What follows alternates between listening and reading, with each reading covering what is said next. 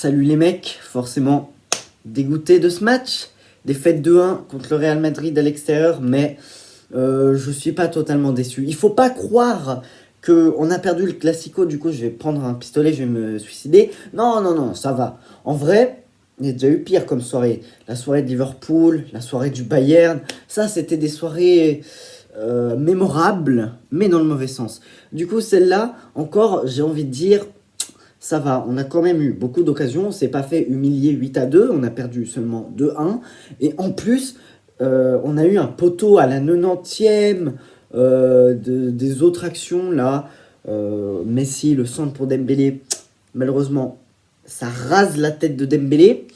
Du coup, bon, on a eu beaucoup d'occasions. Et puis, je suis déçu. Je suis quand même déçu. Parce que du coup, la course au titre là... Le Real, ils sont même bien partis. L'Atlético, ils ont toujours leur mot à dire. Il ne faut pas croire qu'ils sont derniers maintenant. Ils sont toujours deuxièmes. Ils jouent ce soir contre le Real Betis. Mais ils prennent de l'avance. Le Real, l'Atlético, ils sont dans une mauvaise forme. Du coup, nous, on a toujours notre chance. Mais il ne faut pas que l'Atlético commence à tout gagner. Sinon, ça va être très, très compliqué. Alors, comme un symbole, c'est qui vient marquer de notre côté? C'est le célèbre Mingueza, même s'il n'est pas très célèbre encore, même si tu suis un minimum le foot, tu dois le connaître. Pardon, je m'énerve, mais vous savez pourquoi perdre un Classico, c'est jamais un moment de joie de vivre, ça se dit. Bref, vous m'avez compris, un moment de joie quand on perd le Classico, mais là ça fait 4 Classicos qu'on n'a pas gagné, 4. On a perdu 2-1 hier, 3-1 il y a quelques mois, on a perdu 2-0 il y a presque un an, et on a fait 0-0 il y a un an et demi, je pense. Du coup, ça fait 4 classicos qu'on n'a plus gagné, et en 4 classicos, on a marqué 2 buts. 2 petits buts. Mais bon, j'avoue que cette fois, on a su répondre. À la mi-temps, il y avait 2-0, je me disais... Ça va être très compliqué, mais j'y croyais toujours parce que je savais qu'on avait changé notre état d'esprit. Au final, on a marqué vers la 60e là, avec Mingueza, mais je pensais très très clairement qu'on pouvait égaliser ou même gagner. Surtout au moment où il y a eu les changements là, Benzema, Kroos, et puis c'était qui le dernier, Vinicius, voilà. Les 3 meilleurs joueurs sur le terrain aujourd'hui, hein, Benzema, Vinicius, Kroos, ils ont été hors normes. Du coup, ils sont sortis, ils ont fait rentrer des joueurs éclatés au sol en fin de carrière et des vieux joueurs tout pétés. Désolé pour les supporters du Real qui aiment Mariano. Et puis là, on a patienté, on a eu beaucoup d'occasions. Mais c'était pas des vendangeurs à la Dembélé, non, non, non. On a eu des bonnes occasions, mais bon, on n'a pas eu des occasions où on était tout seul devant le goal. C'est dommage, hein, c'est dommage. Et puis là, le poteau de Moriba à la 90e. Ah, j'étais prêt à sauter de joie. Mais le poteau a tout chamboulé dans ma vie, hein. Mais bon, bref, on va reprendre un peu d'énergie dans ce match. Dans ce débrief. Excusame, perdoname, je sais pas quoi. Autrement, ouais, je sais pas. Messi, on va pas se mentir, il a pas non plus été très bon. Il a eu quelques coups francs qu'il a complètement loupé. Désolé, Messi, mais t'étais nul.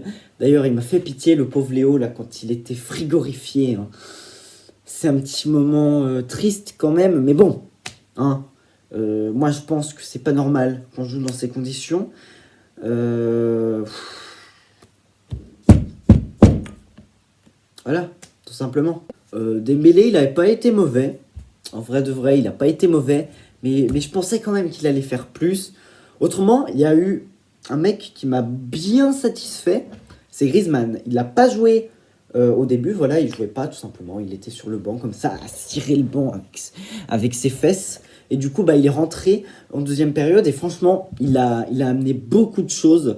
D'ailleurs, vous avez vu son petit saut de cabri. Quand la balle, elle est là, il fait son petit saut de cabri. Ensuite, bam, son cousin Mingueza qui vient marquer. C'est vraiment la même tête, hein. Du coup, en vrai de vrai, Rizout a été très bon et ça fait plaisir. Alors, il y a un joueur qui m'a traumatisé du côté du Real. Je pense que vous avez deviné.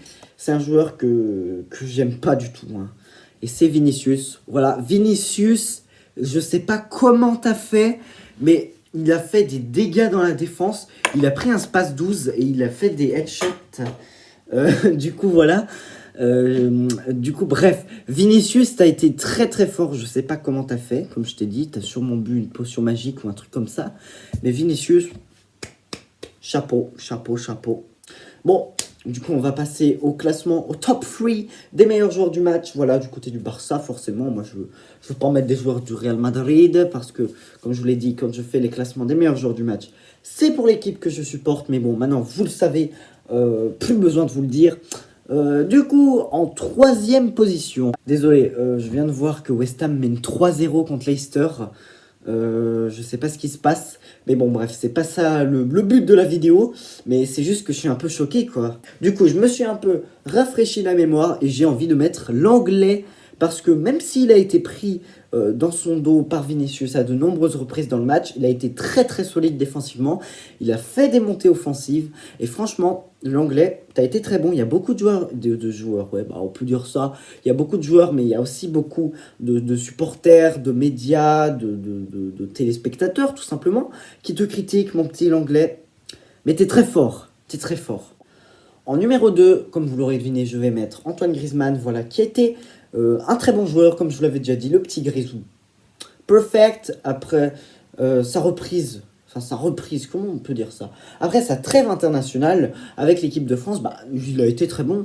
Et d'ailleurs, bah, là, il est toujours très bon, le petit Grisou. Et du coup, en numéro 1, Mingueza, forcément, parce qu'il a marqué.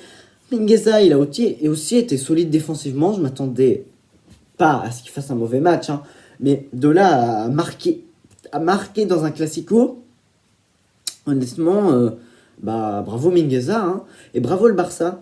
Ils se sont améliorés beaucoup améliorés plutôt, mentalement.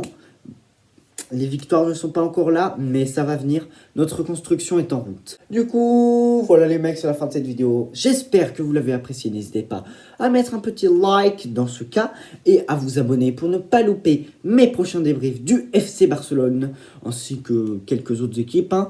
Du coup, bah, à la prochaine. Salut!